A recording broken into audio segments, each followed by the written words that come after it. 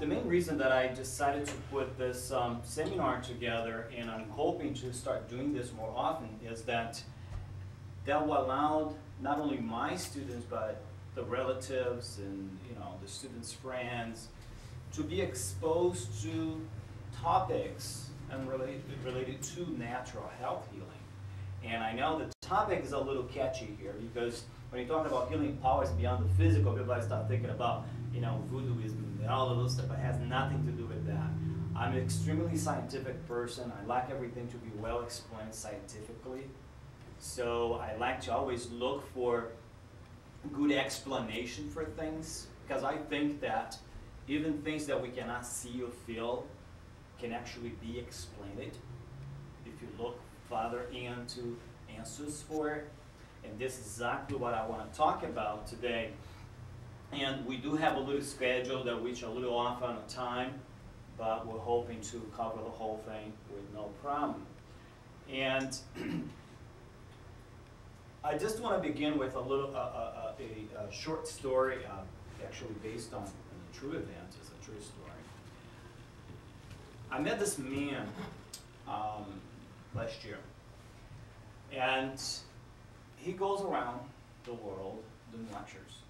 He lectures for different people on different things, and a lot of the lectures that he actually is involved with is just on how to positively enhance your lifestyle,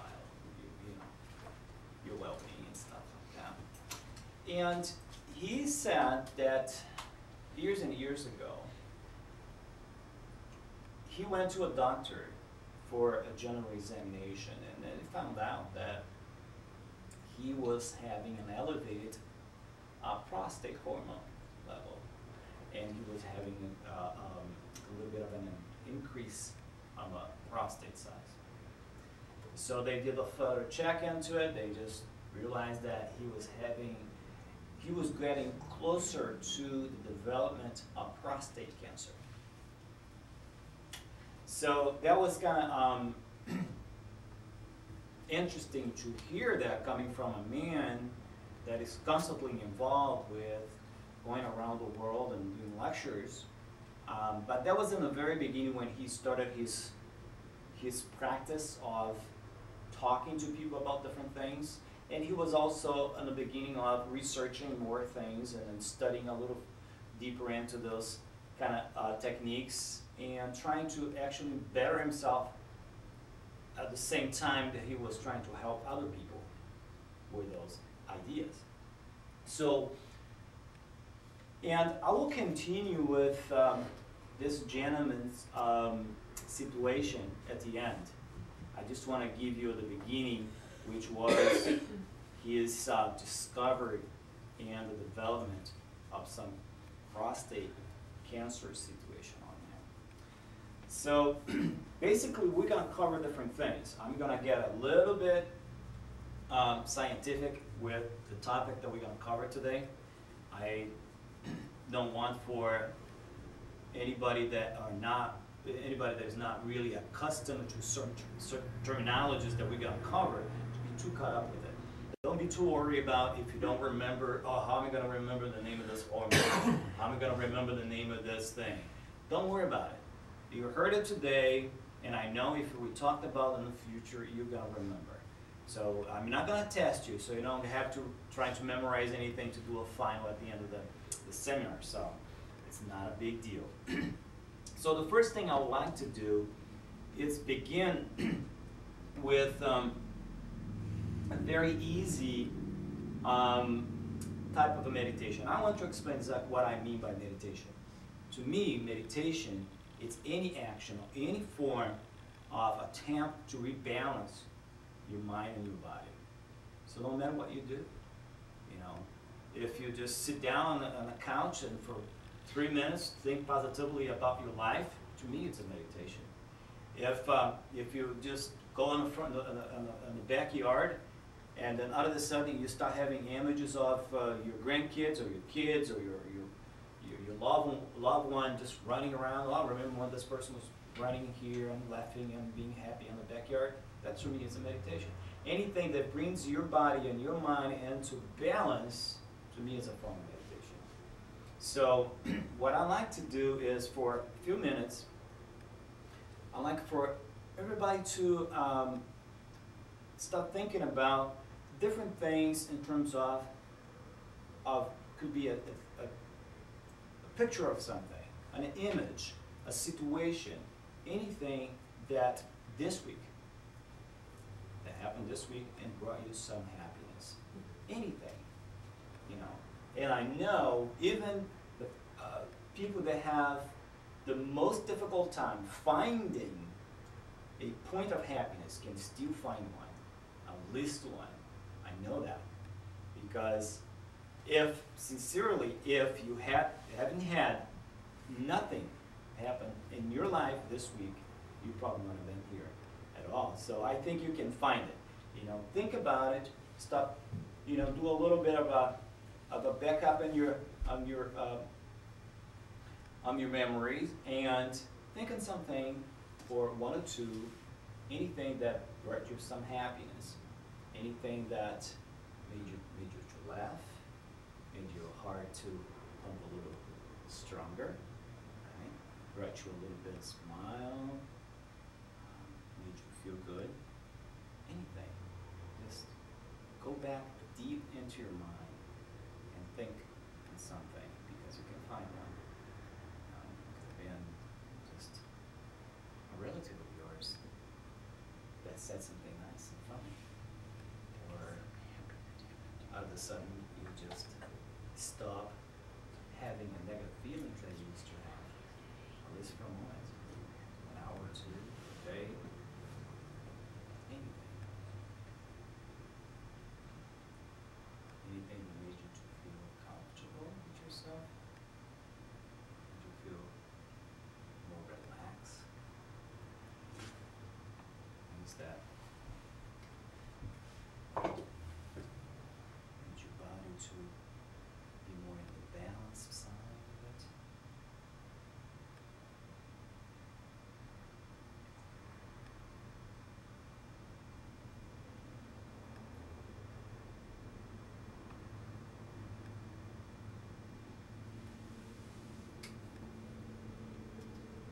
I guess now that you have found your point of equilibrium or your point of happiness, and I hope you did find one,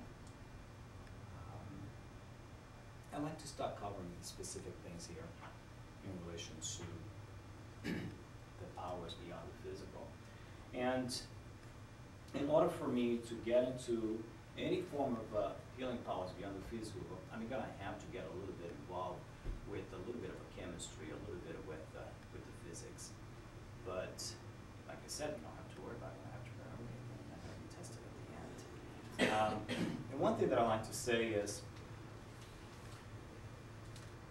basically, the human body is composed of energy, and that's what it is.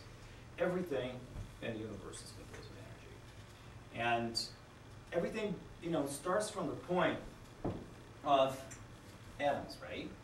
We all heard of it. You studied in high school a little bit. You heard of atoms, right? You heard that you got the electrons, you got the protons, you got the neutrons. Those molecules, those particles inside of our cells, they are energetically bonded together. Right? The protons is +1, an energy part. The electrons is -1. The neutron is 0. So you need to have a combination of those. And the energy that we have, the energy that circulates inside of our bodies, is based upon the amount of protons and electrons. So the more electrons you get a little bit more negative the energy will become, the more positive will be, the more protons will be circulating. So we have this combination of those two. So, and for everything we do, to think, to digest the food, to move, to cry, to laugh, requires energy. We need to do. So we cannot do those kind of bodily functions without energy at all. So in order to do anything that we like, we need to bring in energy, which we normally do through food, right, drinks, and we dispense them. Now, not only the energy that we normally dispense on our bodies come from foods or get modified based on foods, because some foods are not that good source of energy. Some foods will give you a negative energy. Some foods will give you positive energy. But also, the change of this negativity and the positivity on those electrons and the protons, that will depend a lot of external inputs also. There are two things that I normally agreed and 100% agree with Chinese medicine or Oriental medicine. Oriental medicine, to me, is over 2,000 years old. If you work for them for over 2,000 years, it's because it's good. A lot of times, Western practices trying to do a little further, deeper studies on how Chinese medicine works, because they based everything on energy. And they say, well, it doesn't show on the MRI. It doesn't show here, it doesn't show there. So it's not true. But with a little bit higher, more advanced technology, they were able to do a little imagery on this gentleman in China a few years back when he was practicing Tai Chi and Qigong, and they can see the energy pattern changes on his body. They can see the different colors showing on his body when he was doing that. They could see on those machines, on those computers, that was just sensitive to body temperature, to see how different colors were starting to appear in different areas when he was saying, I'm moving my energy to my arm, I'm moving my energy to my left leg. They can see that happening at the same time he was saying that he was doing that and he was going there. So they're starting to look more scientifically into the possibilities of Chinese medicine to be a good form of healing. So, and they normally say that there are two main sources of disequilibrium of the body, or the energy on the body. One is internal, which are emotions, and external. You got visual, you got temperature, you got cold, you got warm, you got tone of voice, you got vibration on the voice. You got a lot of different external inputs can actually make you either more negative or more positive. So because of that, I definitely agree with the Chinese medicine practices that energy is important besides our physical. We cannot get the body and separate the physical part out of the energetic part and say, okay, there's two different things. One doesn't depend on the other in order to have a balance. You cannot do that. You have to work both of them. Most of the time, we work only the physical. We have a pain, we take a medicine, right? We have a problem, we go have a surgery. We are always treating the physical part of ourselves, very little the energetic part of it, which includes your mind, includes your emotions. So, and it was interesting that I was doing a little bit of looking into that. The World Health Organization had defined electric field as being created by differences in voltages. And that was actually put it out by the World Health Organization, which, you know, it's constantly like crediting different universities internationally and all those things. So they did a little article on electromagnetic field. So they wrote an article on that electromagnetic field is there, exists. And that not only us, the plants will have it. Other things will have it. The same way that a television tube will put out an electromagnetic field, X-rays will do it, MRIs will do it. The same way a tone of voice will do it. Your body will put it out. An image of a specific kind will create a form of magnetic influence. Right? So, and that gives us a beginning to get involved with feelings, hormones, and physiopathology. The physiopathology is your physiology dealing with diseases. Okay, the disease and the physiology altogether. And this is what we're going to be the main part of our conversation. Our topic will be the feelings, hormones, and pathophysiology, because that has a lot to do with the healing beyond the physical. And I'm going to start with here. I'm going to start with this. And I'm going to start with the box. Just let's put attention on the box. You can see that we have different parts on that. Here we have feelings and organs. We have hormones and glands. And we also have physiopathology, and we have energy, okay? The energy is being symbolized by negative and positive. And we have the other. So let's cover those topics in a little bit more detail here. So here, let's go in the first box on your left, which is anxiety and heart and the kidneys. What does that mean? It means the anxiety, the feelings of anxiety, causes the heart and the kidneys to change their functions. And that is true.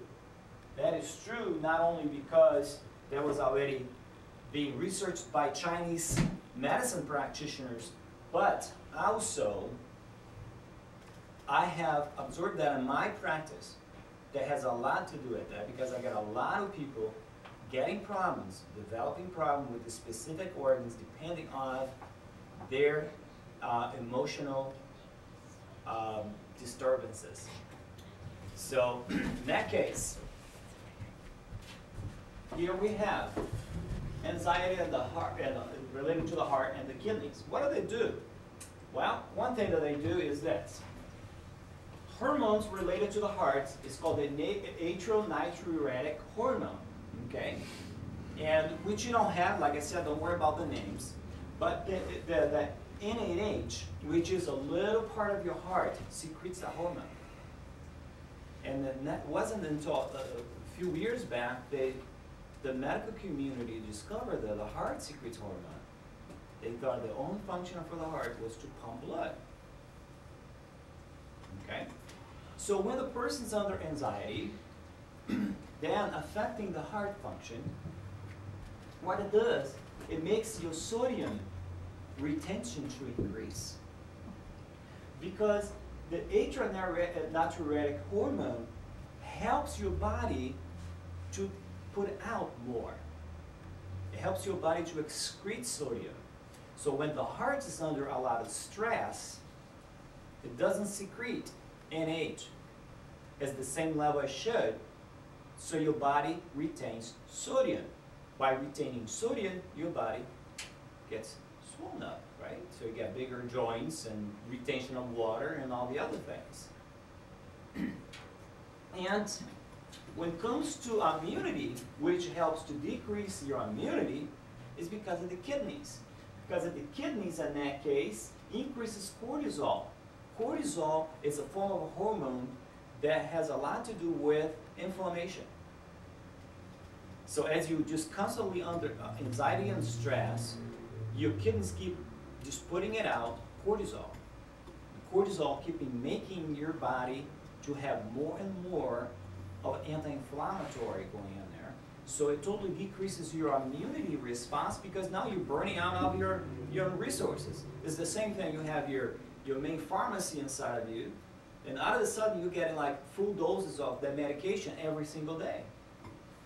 It's natural, but you know, in an excess, it's not going to be good for you. Your body makes pretty much every single medication that you need when you have a problem. Headaches, you know, swelling of the joints, heartbeat, accelerated heartbeat, high blood pressure, everything that your body experiences as an imbalance, your body also produces an antidote to it. Sometimes those medications or natural antidotes for the body produces, when it's in excess, it damages the organs. Organs cannot keep making this every single day for 8 hours a day. You know, the kidneys cannot keep making cortisol 8 hours out of the day. It's too hard on the kidneys. The heart cannot be under stress for most of the time that you have it on a full day of your life. You just retain sodium. So that's one of the first examples dealing with the anxiety. The second one here is fear and insecurity, which some of my students that already took fundamental oriental medicine already know that causes lower back pain. Why does it cause lower back pain? Because it's affecting the kidneys. The kidneys are constantly making your body to secrete more hormones. So I'm doing that, when you finish a specific thing that you're doing that's causing you to be insecure about it, it's causing you to have fear, you're starting to have, gosh, I don't know what's happening to me. My lower back's killing me. Nobody ever associates that because not very many Western practitioners look a patient and say, okay, I'm gonna look the physical, I'm gonna look the emotional, I'm gonna look the energy. They don't hook those three elements there. They don't look into those things. So they cannot go and do and advise on the medication to do. Go home and relax, go home and laugh, you know, give somebody a hug, or receive a few hugs during the day. They don't do that. It would be a great recipe, right? Oh, gosh, marvelous, you know, go and get a prescription for 50 hugs during this week. Oh, great, marvelous. I love that, right? So go to the mall and start hugging everybody. Hope you don't get sued by it, but it will be nice. You know, laugh a little bit, those kind of stuff. If they get involved someday, I hope, with the positivity side of people, the energetic side of people, and the emotional side of people, that would be great. Then we're going to have a lot more natural things happening to us than just go to Walgreens or go to a hospital and get a prescription. Nothing wrong with prescription. Sometimes people need that. So here we have what we get. We got adrenaline rush from the epinephrine there. Comes from the adrenal medulla, right on top of your kidney. The adrenal glands are separated into two glands. It's two glands on one, the adrenal medulla and the adrenal cortex. Right on top of both kidneys you have those glands. And they secrete epinephrine. And that is fear, anxiety, okay? During the time you have a fear and anxiety, the epinephrine and the adrenaline get secreted. But also, you have a natural painkiller that is normally secreted. You don't feel anything at that moment. You feel it afterwards. When the event that's causing you to feel fear and insecurity is gone, it's over, that's the time you start having pain. Okay, and that is in every situation. It's not just in a situation of, you know, it could be a situation of driving to a place where you're not familiar with.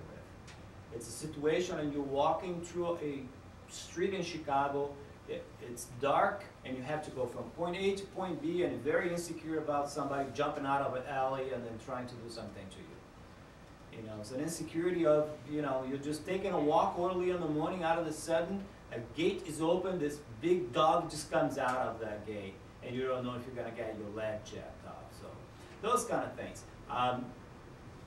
Any situation. And that, when that happens, this is what you have. Okay? It increases your sympathetic response. What does it mean is your nervous system is divided into two things, sympathetic and parasympathetic. Sympathetic will be the nerve control that you're having right now. You're more alert, you're looking at it, you're putting attention. So that is sympathetic. Okay? When you're under a dangerous situation, you're under a sympathetic control, which reasonably is not good, because we cannot think clearly when we are under complete sympathetic nerve control. This is what happens. It's like, for instance, you take a walk on a park, a national park. All of a sudden, you're by the bushes and you hear a noise. And you gotta start going like, okay, what is this? And all of a sudden, what do you see? A big bear, right? And you immediately, as a response for survivor, you grab a piece of, a wood, some stick or something. Well, you're not a match for a bear, but you don't think straight. You're thinking a survivor. So you just grab that thing, trying to just say, okay, I'm gonna just hit this bear here with this thing, which will be totally a death sentence because he will get you. But we don't think straight, and we react. And that is under sympathetic control. Okay? But at that moment, you don't have any pain. If the bear hits you, you're not going to feel anything at that moment. No pain. Because you have the painkillers rushing into your bloodstream. But when the event is gone and the bear decides that, you're not very tasty, and they say, oh, I'm going to go away and find something else, then you can start having the pain. Not only is it going to hurt where he hit you, and the legs will hurt, your whole back will hurt. You probably had in your lifetime an experience of, at the end of whatever event you had, you felt like you ran out by a truck. Your whole body hurts. And you start thinking, what happened? What did I do? The final exams. Yeah. Right, Linda? You go home and the stress is gone. Because this is what happened. During the time of this high stress, you don't feel much. You're up there. You accelerated with all your functions. But when it's gone and you relax, and your body starts aching everywhere, this is what it is. Okay? So that is fear, insecurity. Now, next one, anger. Deals with the liver and the heart. Right? So here we have glucagon, which is secreted by your pancreas. Okay? Which in that case increases your blood glucose. Your blood sugar goes up when you're angry. It decreases insulin put it on your bloodstream. It may be a little link with so many people developing sugar problems, right? Glucose problems. So, and unfortunately today, we are surrounded with situations of an extremely amount of negativity that makes people to be angry all the time. People make us to be angry. People's attitudes, the way they treat us, the way they talk to us, the way they serve us, the difficulties in life, as a relationship, or at work, or at school, or anywhere, we are surrounded with situations that makes us to be angry. At least temporarily, this is what we hope, right? We need a little bit of that reaction of the epinephrine. Because if we don't have the reaction of epinephrine, we will sleep all day. If we are not under sympathetic state, which is more alert, we'll be sleeping all day. We are under parasympathetic, which is very relaxing and mellow, and that would be a disastrous because you're just not going to get out of the house at all. So we need a little bit of a sympathetic control to get us on here and do things. So then back into the liver and the heart again, we have the glucagon, which is secreted by your pancreas, which then does the opposite of the insulin there. So we have a problem. Right? Why the liver? Liver is the main organ to store sugar on your body. Somehow, when you're angry all the time, you're under a lot of feelings of anger, your body start putting it out, the sugar that has deposited in there. Because sugar is at first the most preferable source of energy for you. When you think, when you walk, when you speak, when you smile, when you be angry, you need sugar to do those things. And that sugar comes from your liver. So as we just keep ourselves angry all the time, we just keep putting it out, keep putting it out. So your sugar, glucose, your blood glucose goes up. That creates a lot more problems, create problems with other areas of your body, right? And sugar is, and glucose is a form of a growth for our cells, for our bodies. When we are at growth, we secrete more glucose. So the more glucose we secrete means we're going to grow. And if you don't grow this way, you're going to grow that way. Right? Because if we stop getting tall, we're going to get broader. Because then your body keeps producing, putting out more glucose, more glucose, more glucose, and you just keep growing. And too much glucose in your bloodstream get converted into fat. If you don't burn it, you just develop fat cells. So that's one of the bad, the bad things about being angry all the time, the glucose there. And now, to make a little bit, those are all negative. To make a little bit more positive, we have here love, related to the heart, right? So we got love there, which is, to me, an universal feeling. It does the same to everybody, no matter where you're born, where you live, where you work. It's a wonderful thing. Where can you get love from? From anything that makes you feel good.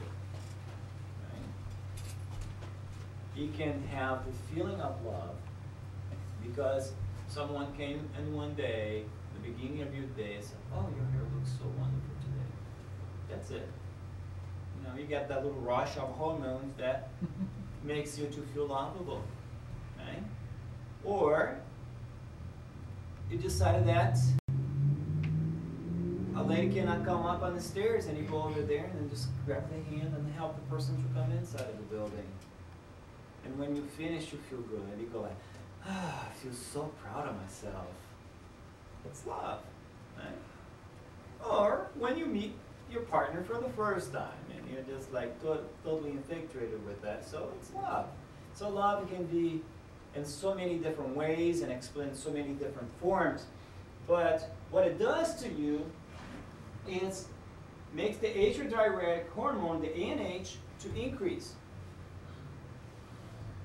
By increase the ANH, what happens? Sodium gets excreted.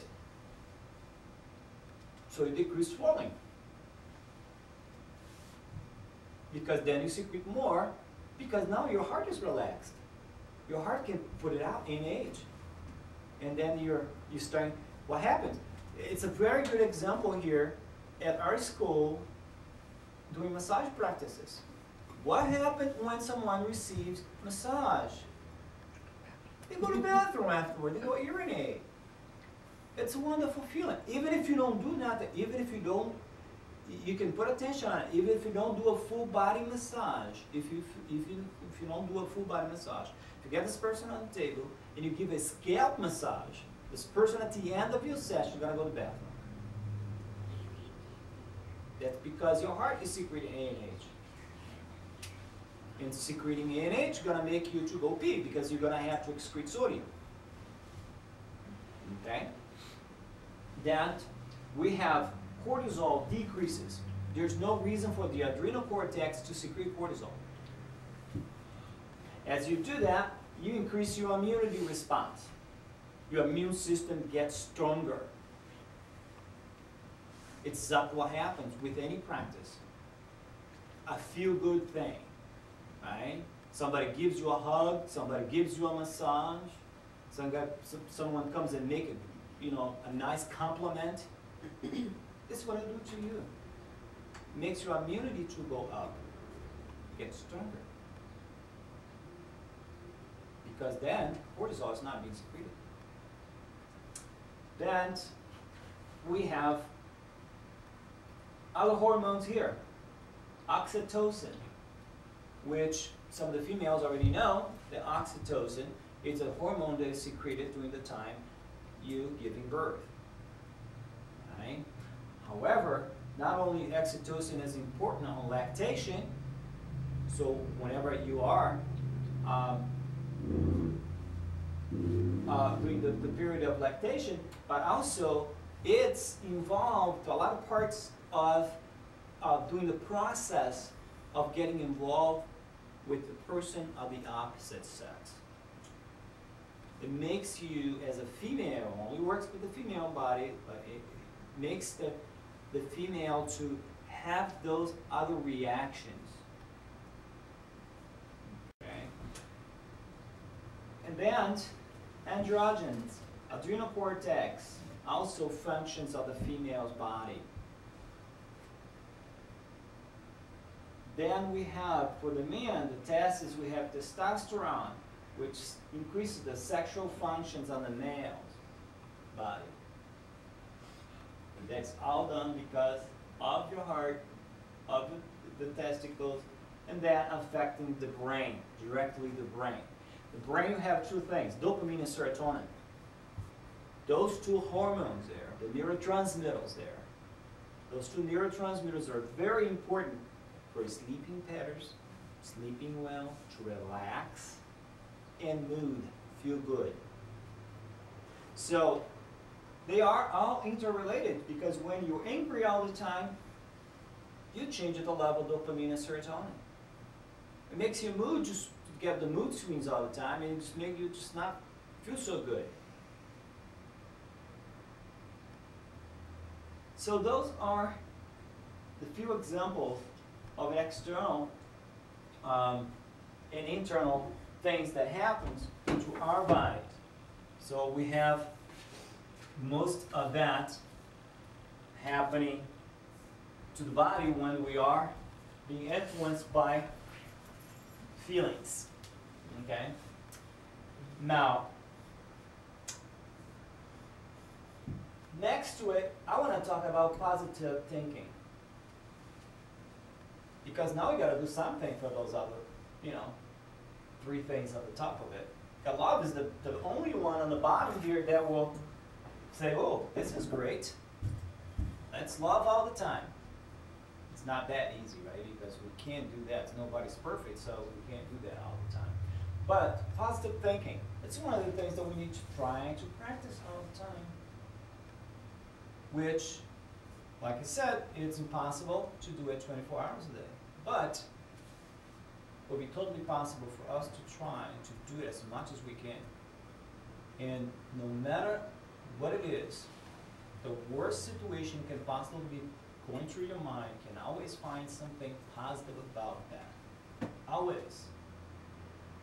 Okay, the same way in the very beginning, we're trying to think on something positive that happened to us this week. We can find in every single situation.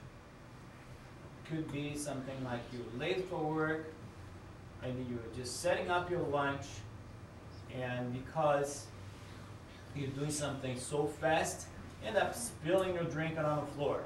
And you go, oh gosh, now I gotta stop and clean it. And I was already late for work. It's already stressing you, right? But at the same time, what do you think that could happen? Well, maybe you had 20 minutes to get out of the house, go to work, and then you spill your drink. Now you got to spend another 5 minutes cleaning it.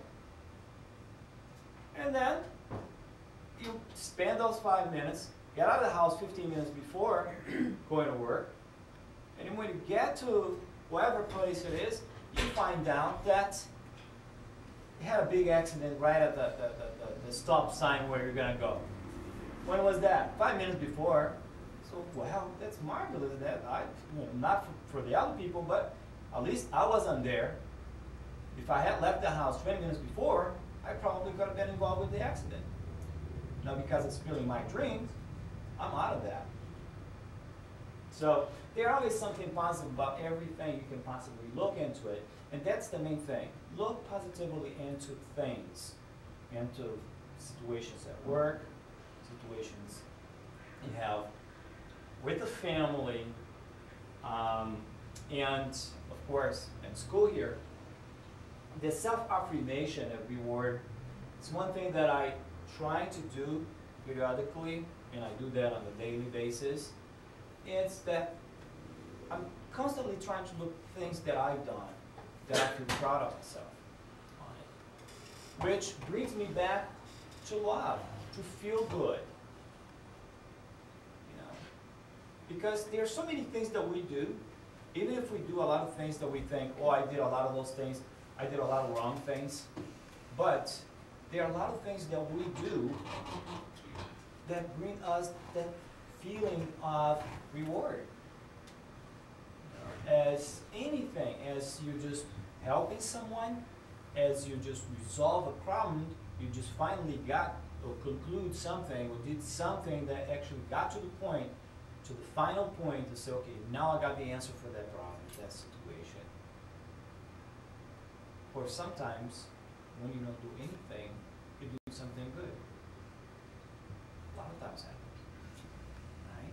And that happens a lot with my kids. When I'm in the middle of something at a test that requires totally 100% an adult work, when my kids come along and start doing things around the thing that I asked them to do, and I already, my little girl knows that, she's only 5, she's going to be 6, and sometimes I tell her, if you don't do anything right now, you'll help me. Because sometimes they get in the way and they end up just creating problems for what I'm doing, or they get into problems, hurt themselves, or whatever it is, right? So now a lot of times when I think that the situation, it will be dangerous for the kid, I'll tell the kid, so okay, I need you to stay a little away from me here now, right now, because I'm doing something that's not good for you. So if you're not doing anything, if you're not helping me at all, you're going to be helping me a lot more than trying to do something. So in that case, that's some of the techniques that I use. And the self-affirmation thing, and I do constantly, on a daily basis. Because don't think that I'm the kind of guy that will only do positive things. Sometimes I don't. Sometimes I don't make good decisions. Sometimes I will just end up engaging not in terrible or horrible things, but in things that are later on I think, how did I do that? Why did I do those kind of stuff? That was really dumb. I should have done differently. Well, maybe I was, under the effect of my anxiety on my heart here. I couldn't think straight, right? So, but then I'll try to correct that. I'm not going to do just putting myself down for the rest of the day, the rest of the week, the rest of the month, because of a couple of things that I did, I disagree later on. I'm going to start thinking some other things that I did that was good. Things that were good. Then positive attitude. I try as much as I can to be positive with everybody, even those people, or whoever, or situation, that they are bringing me a lot of anxiety or making me to be upset, angry. Because I'm not free of being angry either. And I get angry sometimes, but I try not to. And as the time passes, as the year goes by, I get better and better on it, because this is a practice. Those things is just a daily practice. I wish that I could be born with all of those things already set in place. But, it's going to take me a lifetime just to be able to learn how to not be angry all the time. Maybe now if I'm angry for 3 hours of the day, maybe 5 years from now I'm going to be angry only 30 minutes out of the day. So, and I'll keep getting better and better and better as I start studying and start understanding a little bit more about those kind of stuff. So, so that's the positive attitude, and I'm telling you, I get that all the time. I have to exercise this positive attitude every single day. All of us do. Okay? And the line of business that I have right now, I got people walking right in, and very mad, very angry. And if I'm not balancing myself in the positivity way, I'll be getting all this anger from people that walk in here. Look into the good side of things and people. This is how I do it. To be positive, I always try to see what could be happening to this person. What's good about that person? Why is this person so mad, so angry? Maybe this person is suffering from a terrible disease. Maybe this person, you know, I had one time I had one lady that even took a couple of classes here, but she used to Carricotherapy. And in the very first visit, I didn't talk to her because she came with this to go for this student. I didn't know why she was so negative. Found out later, 2 visits later, that she had lost her son on a car accident. And she had not got over that. And then she was constantly, you know, bringing that a lot. So from that point on, you know, you're not really bothered by her attitude of being upset or being angry, because you know that that's going to be a big deal dealing with it. So you start seeing the person's side instead of your side, and you're starting to better understand and better, you know, make yourself to deal with the situation a little bit better than just get back on the person with the same type of attitude. Share your positive energy and not your negativity, which I find to be extremely important. To me is, if you don't feel good, if you feel negative, if you feel upset about things, don't share. Don't talk to anybody about it. Who needs that? If we need to balance ourselves, if we need to make ourselves positive, most of the time, if I'm having an opposite of madness, being mad, angry, and everything else, I don't want to share with anybody. I don't want to make the other person to be that way either. Because if you're doing that, then you're just going against positive thinking, going against a positive attitude.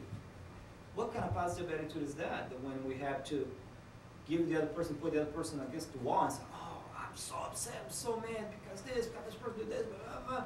And then the other person on the other side is starting to get like the kind of vibration. You know, it's different from coming to someone and say, you know, I think I need a little bit of help. I'm going through such a hard time right now in my life. There's a lot of things happening to me that is making me kind of upset with my life. And then the other person decides just to go give you a hug, talk to you, and give you a little bit of an idea of the bright side of life. It's different. It's different than going over there and trying to make the other person to be a sponge to your feelings. Because this is what a lot of people end up doing. You know, they put the friends or the relatives in a position of a psychologist. The psychologist is kind of like them. You know, they're like a sponge, and then they sponge with the brain, because they have to absorb everything, analyze, and give it back to you an idea of what to do. So they sponge with the brain. So I prefer to be a person that, even if I don't know anything about it, and sometimes happens, I get people that come into my office, or I get someone that comes into the school, that one day walks in, and I can look at a person's face, and I can see the person's sad, the person's having a hard time. I don't even have to go there and say, what's going on? What happened to you? No. You can just come and say, well, you know, I really like your clothes. These just look so sharp on you. Oh, you got nice shoes on. Or give this person a hug. I don't have to know what it is. So by giving some positive energy back to this person, it's already help this person to feel a little bit better. Right? And so this is what I like to do. So if you don't feel that you're in total balance of your positive energy in a specific time, just take a break. Or go back up it again. Stop thinking positively. Try to look for some stuff that you've done that will make you get you the feeling of, you know, of reward. And practice positive rebalance every day, which means go back up to the beginning of the list and say, okay, What have I done this week that made me feel good? Oh, yeah. Now, what exactly am I going to do for the rest of the week? I'm going to do this, I'm going to do this. Oh, this doesn't really sound very good. I don't think I'm going to do that. I'm going to skip that. I'm going to do something else. Take out of the list. Because some people will make, you know, they plan different things. And seriously, I found that to be the most difficult thing to do is to be positive. It's so hard. Could have been easier. It's so hard. It's a lot easier for someone to sit down and make a plan of 10 things that will hurt somebody else's feelings, or physically hurt someone, or mentally hurt someone. It's easy. It's very easy. You can come down and make up a list of different things, 10 different things that you're going to do to someone that you don't like. But it's very hard to think in 5 things they may want to do to improve the other person that you don't like, improve that person's life, the quality of life. Why is it so hard? It's hard because we are under this state of awakeness, right? We are just alert. So we are under sympathetic. Sympathetic doesn't have a lot of reasoning. We react, we don't think. For us to think, we got to be more relaxed. To be more relaxed, you got to meditate. You got to bring some positivity, some balance in there. So that's why we need to do those rebalancing things all the time. Okay? Now back to the man that had the prostate problem. What did he do? That was interesting. He realized that he was having this physical problem, so he said, okay. He went to the doctor and they found out the beginning of prostate cancer. And said, I'm not doing anything, I'm not doing surgery, I'm not doing anything like that. He's starting to meditate. He's starting to just think on how good he felt with his body. I have a wonderful gift. I have a nice body, not nice on looks, nice on function. I have my legs, I can walk, I can talk, I can move my arms. I can go out around the world doing lectures for people, helping other people. I think I'm a good person. I'm trying to better myself every day. I'm proud of myself. I'm proud of what I do. I feel good about my body. And he kept doing that every day. He said he did for 2 hours every single day. He could have done more, and anybody can do more because there's no contraindication for meditation. Right? So, well, the only contraindication that you probably lose your job because you meditate all day long, you're not going to overwork. But, so he kept doing that every day. He went back to the hospital a few months later, did another exam, had no more problems. His prostate problem was gone. And there were clinics in the United States where they were treating people with advanced cardiovascular problems on meditation.